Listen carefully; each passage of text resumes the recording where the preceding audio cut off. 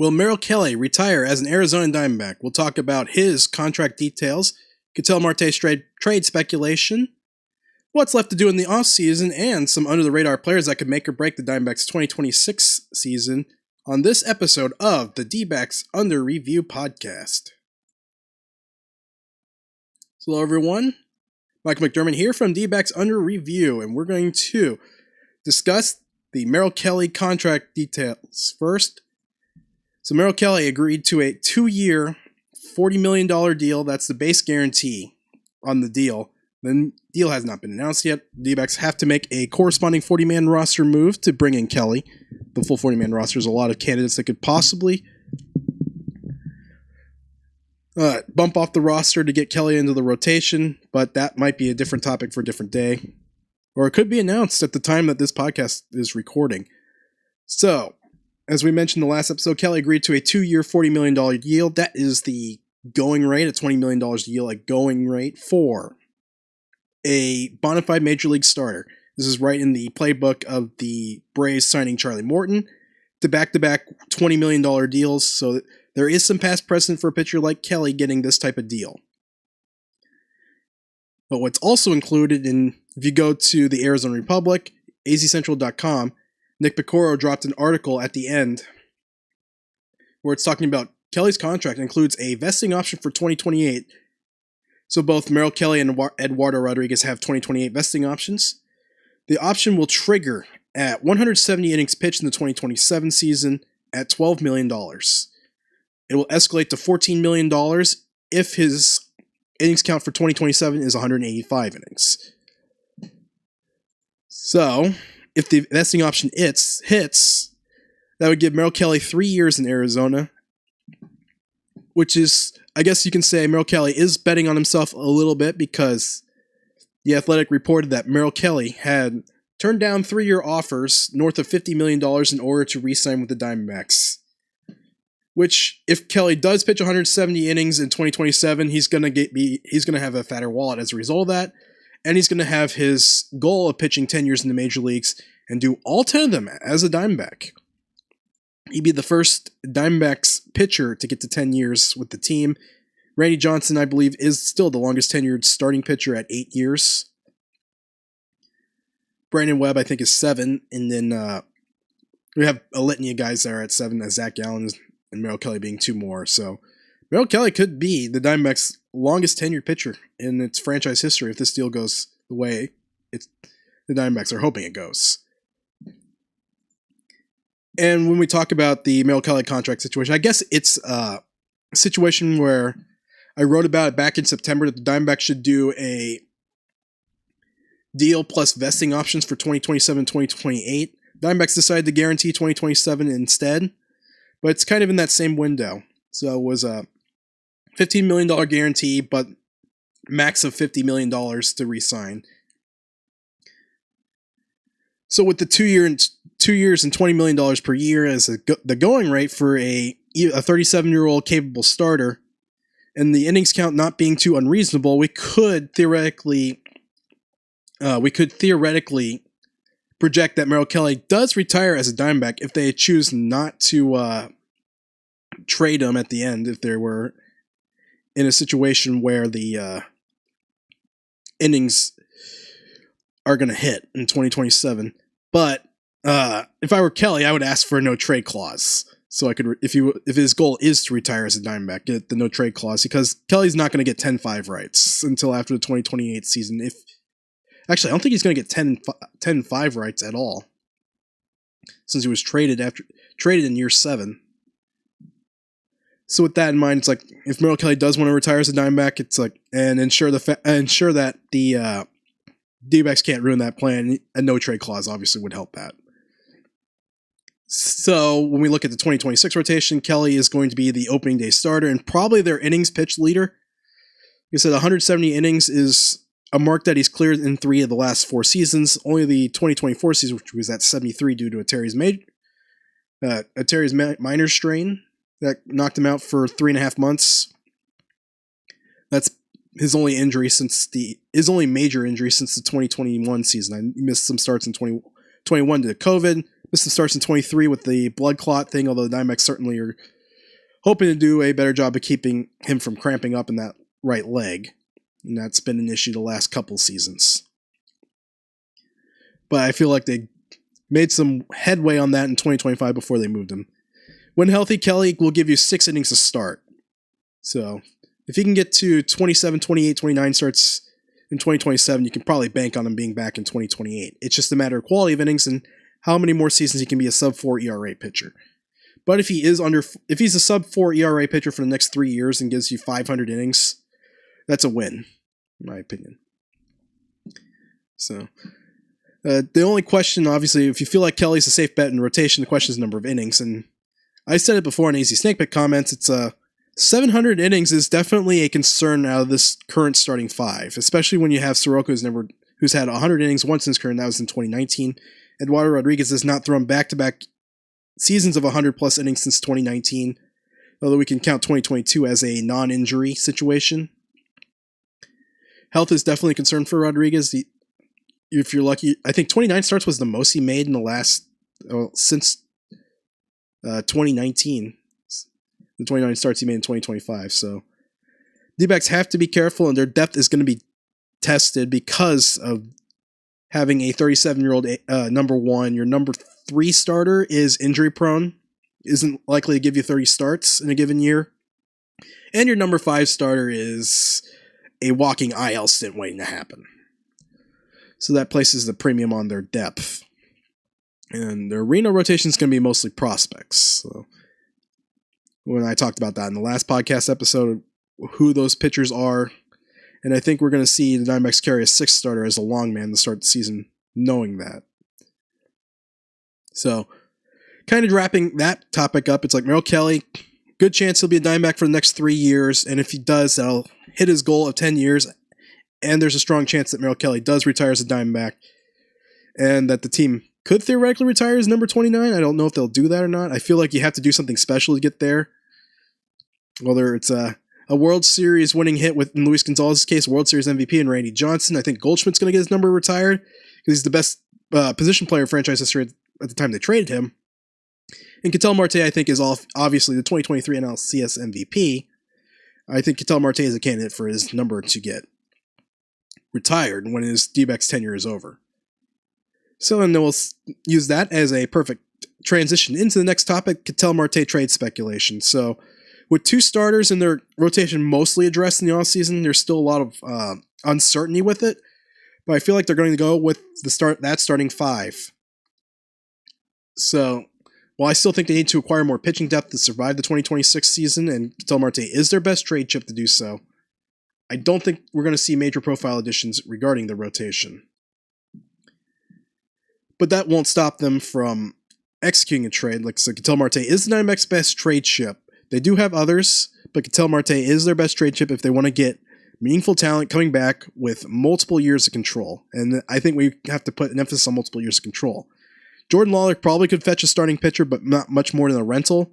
Ryan Waldschmidt might get 2 years of a needle-moving starter, and those are your best 2 prospect trade trips. It's not a very strong system, especially on the pitching side. And I mentioned that in the previous podcast episode, how they're working on it. But we look at the D-back system in general, it's not a strong enough system that the Diamondbacks can get the type of talent they need to close the gap between them and the Los Angeles Dodgers for the National League West. And that's something they have to consider. So when we look at Marte is obviously the Diamondbacks' best trade chip to get that type of talent, but it's the proper return. You got to get pitching, you got to get a bat in that thing. And there's only 2 teams I think could pull it off between the Boston Red Sox and the Seattle Mariners. I don't think Arizona is necessarily inclined to do so, but those 2 teams have the young talent, the prospects, and the willingness to go for it. You look at Boston, made the playoffs, lost in the wild card round by 1 run to the Yankees.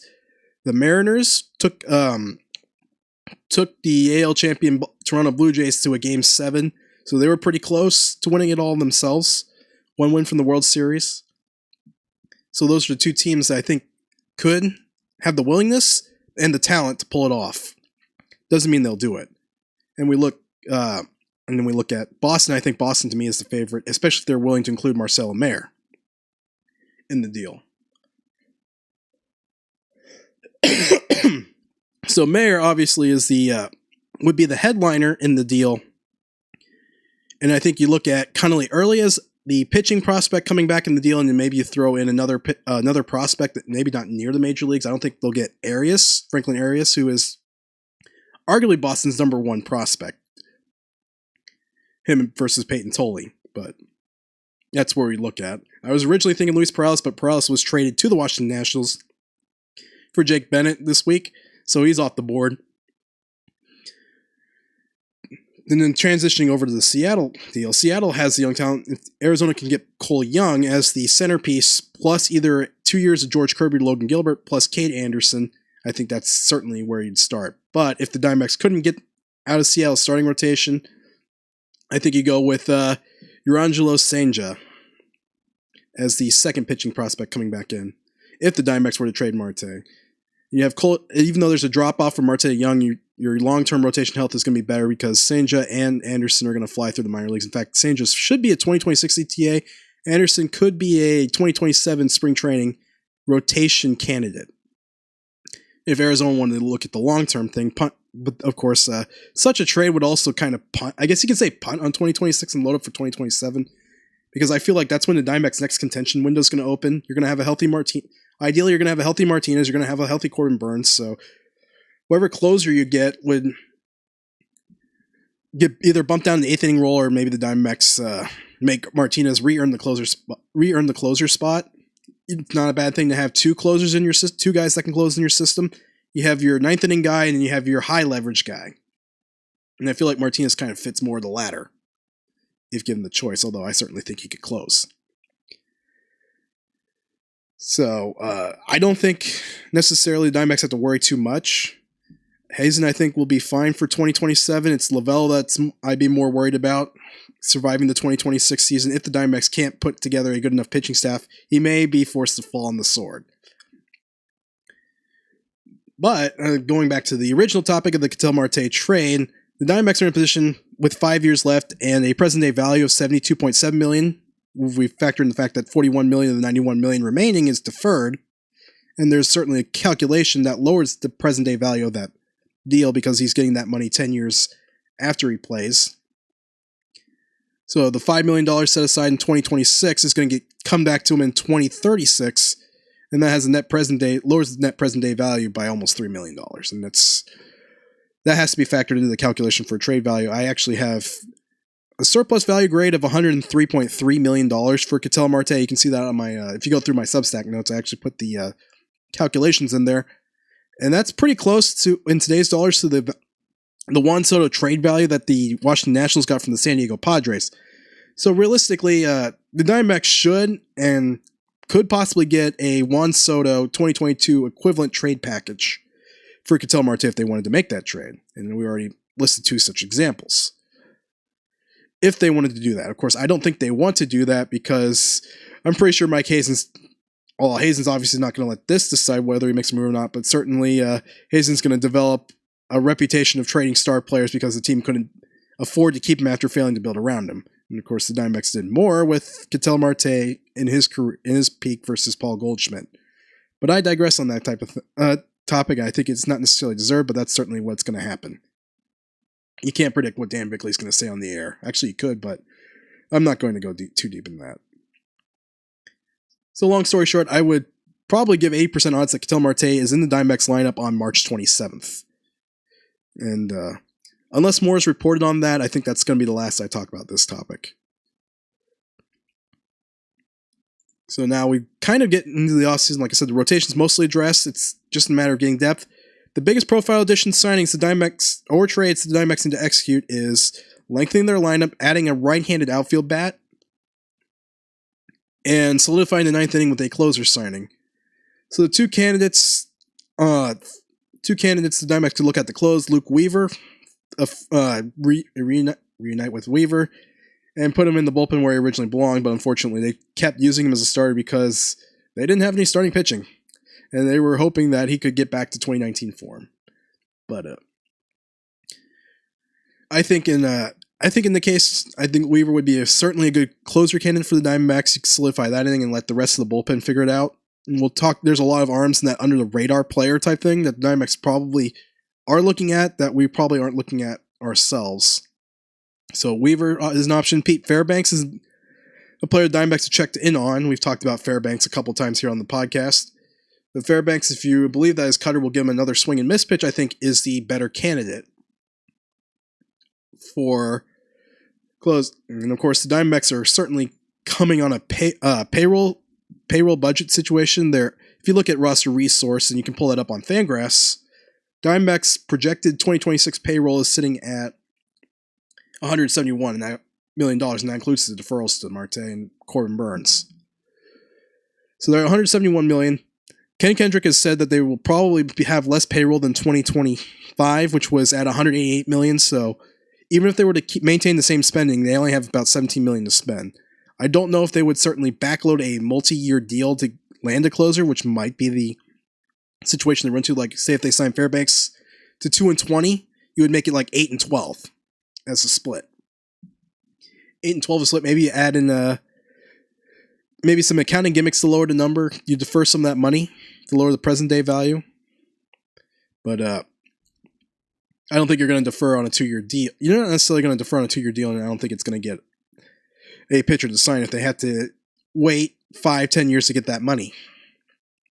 So I think, like I said, the Diamondbacks have one, maybe two high-profile additions left in their budget. Like I said, go get a lefty killer in your outfield like an Austin Hayes, and then Pete Fairbanks, and that's kind of it from a high-profile signing standpoint. I'm not sure what the Diamondbacks will try to do to open up more payroll again. A third of their payroll is going to open the season on the 60-day IL between Corbin Burns, Justin Martinez. Tyler Locklear is kind of on that iffy mark. You don't know if you put him on 10 or the 60-day IL. Gurriel will open up on the 60-day IL. Those are the players that you're going to be looking at. And that's a lot of payroll. I think we're talking $55 million is going to be on the IL at the start of the 2026 season. So they don't have much wiggle room to work with. And the reason that Ketel Marte obviously being moved is being speculated because Marte is under the books for what I believe is $15 million, present day value of 12.5 with the deferrals. So Arizona could create payroll space by trading Marte for controllable players, prospects. I just think it's a situation maybe if Kendrick can be convinced that this player might be enough, maybe they go for it. But like I said, the Diamondbacks are kind of in a situation where payroll is becoming an issue for high-profile additions. I'm not sure what they're going to do. And to our fourth and final topic, let's talk about under-the-radar players that could affect the Diamondbacks' decision-making. The first is Gilbert Diaz. So Diaz is going to be pretty interesting. And if you go to Fangraphs, and I'm going to pull up Fangraphs, they just released their reports on the Diamondbacks prospects yesterday. So Monday, December 15th is when that came out. So we're going to pull it up. I think they have Diaz as the D-backs number 6 prospect in their system. I don't necessarily. We'll do an episode. Well, maybe in a future episode we'll react to the list itself, and we'll talk about maybe like the top 20, 25. And I'll give my opinion on it. But if we look at the list, Diaz is ranked 6. So pulling up Diaz, he sits in number 6 spot. So this is what Brendan Galaski, and he and Eric Longenhagen, I guess they hired Brendan Galaski to work with Eric Longenhagen on the prospect side of things for Fangraphs. So they described Diaz's 2025 season as a roller coaster, and he lost his fastball feel. We knew that's something Diamondbacks talked about. Slivka talked about when they sent him down to the complex. Back when I was writing with D-backs on SI. But kind of lost his fastball release point, and he was missing up because he was letting it go too early, and then started yanking him down into the dirt as to overcompensate, and that's kind of what happened. So because of that, they sent him back down to Double A, and maybe perhaps not the situation, playing at a level that he dominated in 2024. Maybe he found comfort in it, but he did figure out his fastball location. They said in his last 11 innings in Amarillo, he struck out 15, allowed 1 run, and only walked 2 in his final 10 appearances. And then pulled that run into the winter leagues, and he's been dominant in the winter leagues with Venezuela, in the Venezuela Winter League. So I do think Diaz, I think the Diamondbacks are much more encouraged with Diaz, and sometimes development sometimes means taking 2 steps back and then taking 3 steps forward. That's progress if you look at a long enough window. And when we look at Diaz's stuff, 96 with fastball, decent carry. And then 2, I guess you can call 2 breaking balls that basically drop straight down. A big breaking curveball that gets almost 60 inches of drop at 80 miles an hour, and a slider that gets a tight spinning gyro slider that sits around 86 and seems to get a lot of wisp due to its downer shape. And we'll pull up the 2025 data. 2024 data. I think that's more consistent with what we're going to see. Diaz lost his release point in 2025, so I'm going to ignore that. So looking at 24 pitch shapes, 4-seamer carries, but it's a pretty average shape at 16-7 up, and then 7-9 arm. Of course, the camera's mirrored, so if I'm pointing to my right, but of course it's going to show me pointing to my left. The slider doesn't get a lot of horizontal break at 1.4 inches glove side sweep, but it's mostly you would call that it's right into that what vernacular we call a death. The phrase that he's used to associate with that type of pitch is death ball, a very depthy slider that doesn't get a lot of horizontal break. Diaz is at -7 in 2024, was at -3, and 2025 is at -7. If you factor in that pitch mix, it's a very vertical oriented pitch mix, and because he doesn't necessarily have a lot of horizontal viability with his pitches, you probably are better off shortening him up into relief. I think the Diamondbacks should really consider putting Diaz in the bullpen and see if he can migrate towards the back of the bullpen. I think he's certainly a candidate for a potential high leverage relief role in 2026 if he looks good in spring training. And there's going to be a lot. If you're the Diamondbacks, you're throwing a lot of arms at the table in spring training and seeing who sticks. Like I said, if command's a thing, he's going to be fine. If he can throw it over the plate, he's going to be fine. Another pitcher in the under radar category, Trey Jamison, I don't think necessarily as strong a profile as Diaz. Jamison coming off a third season marred by elbow injuries. This time bone spurs, but he did pitch in the Arizona Fall League. The velocity was good. He was averaging 98 plus. In the Arizona Fall League, I don't necessarily think the command and the shapes were on point yet. When we talk about Jamison, the high velocity fastball, plus that swing and miss slider. And kind of things. And I feel like he's going to be a complete wild card with this bullpen. I think the Diamondbacks will just put him in the bullpen, see what he can do. Situation. Hope he can get through a season healthy. Any situation. And so the velocity again looks good. It's just a matter of just breaking off all the years of rust. You hope spring training the rust comes off there and you can get into a good rhythm.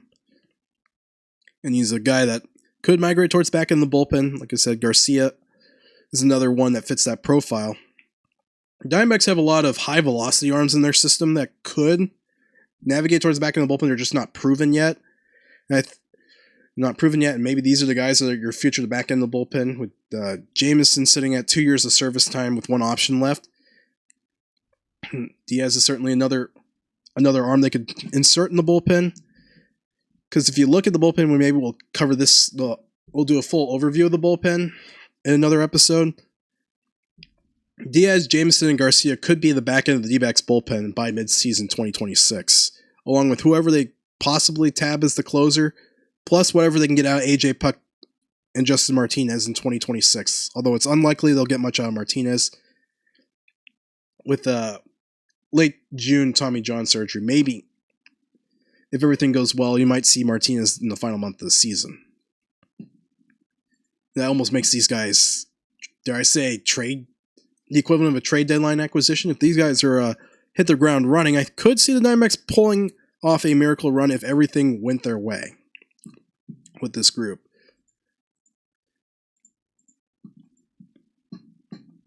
But that's more or less what I gotta say, and that's more